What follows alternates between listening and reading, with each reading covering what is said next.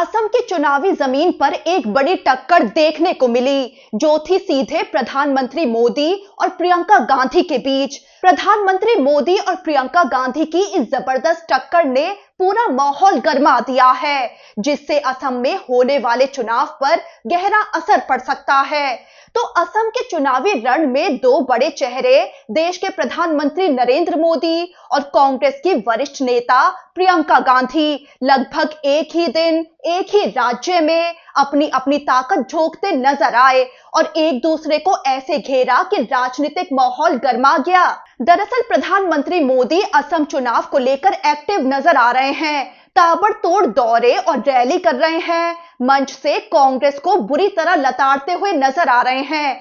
वहीं दूसरी तरफ प्रियंका गांधी, जो असम के चुनाव में कांग्रेस की कैंपेन कमेटी की कमान संभाल रही हैं, उन्होंने भी अब असम की जमीन से जोरदार हुंकार भर दी है। मुख्यमंत्री हिमंता बिस्वा शर्मा को तो उन्होंने घेरा ही, साथ ही पीएम मोदी को भी नहीं बख्शा।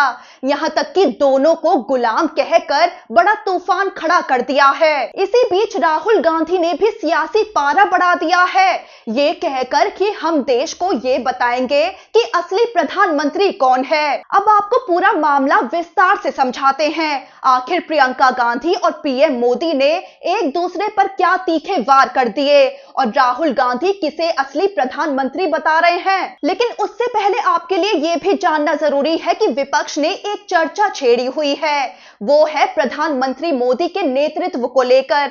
दरअसल इजराइल, अमेरिका और ईरान की जंग से जो वैश्विक संकट पैदा हुआ है, उस पर दुनिया के बड़े बड़े नेता अपने अपने देशों को वैश्विक हालातों पर लगातार संबोधित कर रहे हैं और हर अपडेट जनता से साझा कर रहे हैं, ताकि संकट की घड़ी में जनता में भरोसा बना रहे। लेकिन भारत के प्रधानमंत्री चुनावी रैलियों में जुटे हैं, असम की जनता को संबोधित कर रहे हैं और विपक्ष को खरी खोटी सुना रहे हैं। अब विपक्ष को यहीं से बीजेपी पर हमला करने का मौका मिल गया है। पहले प्रधानमंत्री मोदी ने अपनी रैली में कांग्रेस पर तीखा निशाना साधा, लेकिन फिर कांग्रेस की तरफ से प्रियंका गांधी ने ऐसा जवाब दिया जिसने पूरे चुनावी माहौल को झंझोर कर रख दिया है। प्रियंका गांधी ने ऐसा बयान दिया जिसने सुर्खियां बटोर ली। वो बोली कि जिस सरकार को डबल इंजन सरकार कहा गया था, वो असल में डबल गुलामी की सरकार बन गई है। अब डबल गुलामी से क्या मतलब है,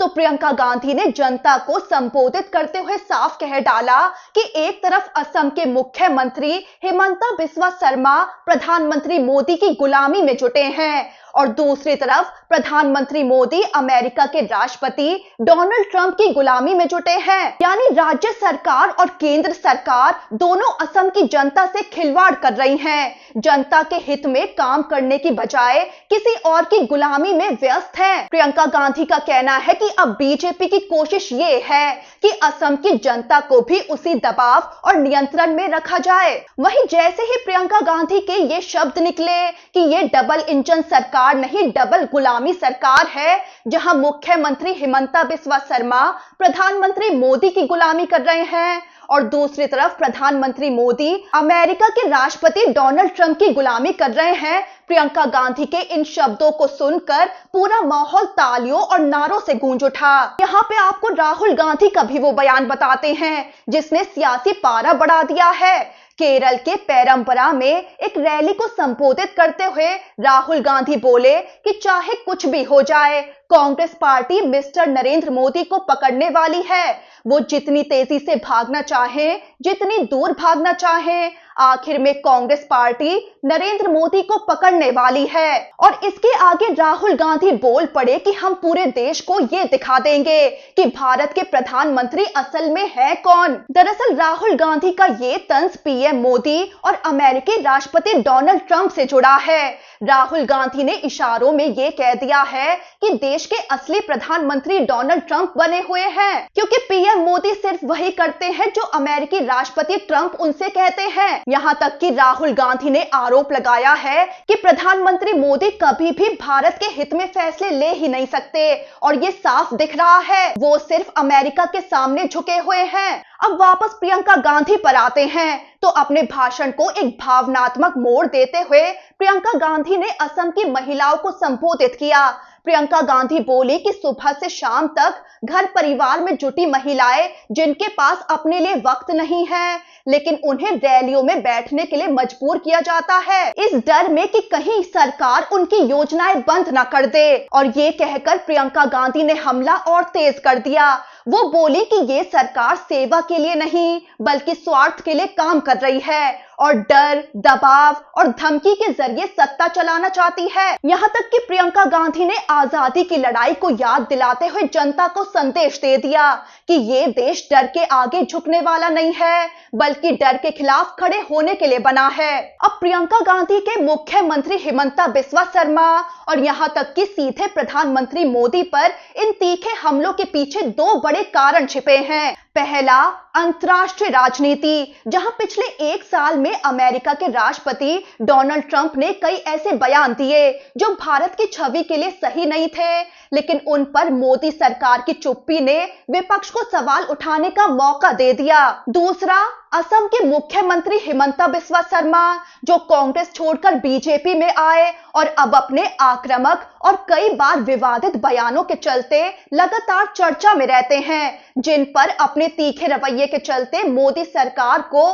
खुश करने के आरोप लगते रहते हैं। यानी प्रियंका गांधी ने एक ही वार में केंद्र सरकार और राज्य सरकार दोनों को निशाने पर ले लिया और मुख्यमंत्री हिमंता बिस्वा शर्मा के साथ साथ पीएम मोदी को भी बुरी तरह लताड़ दिया।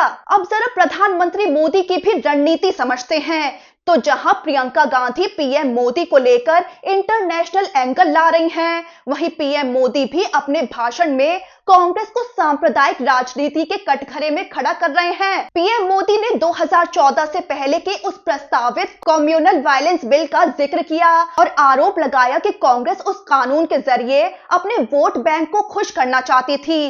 पीएम मोदी के मुताबिक उस बिल में बहुसंख्यकों को दोषी और अल्पसंख्यकों को स्थायी पीड़ित बता दिया गया था। पीएम मोदी ने इसे संविधान के खिलाफ बताते हुए कहा कि बीजेपी और एनडीए ने इसे संसद में रोक दिया था और अगर ये कानून बन जाता तो देश में असंतुलन पैदा हो जाता।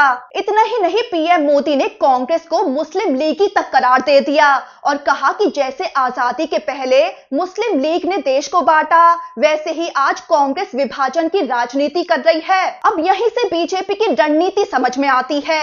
जब भी इस तरह के बयान सामने आते हैं तो एक खास तरह का ध्रुवीकरण होता है जिसमें हिंदू वोट एकजुट हो जाता है और इसका फायदा सीधे बीजेपी को मिल जाता है। पहले के कई चुनावों में भी बीजेपी का ये फॉर्मूला काम कर चुका है और अब असम में भी यही कोशिश दिखाई दे रही है। तो असम की लड़ाई अब नैरेटिव की लड़ाई बन गई है। प्रियंका गांधी और पीएम मोदी ने असम चुनाव को और दिलचस्प बना दिया है। एक तरफ है पीएम मोदी का डबल इंजन सरकार के जरिए विकास का दावा, तो दूसरी तरफ है प्रियंका गांधी का डर, दबाव और डबल गुलामी का आरोप। अब फैसला तो असम की जनता के हाथ में है, वो किस नैरेटिव पर भरोसा करती है।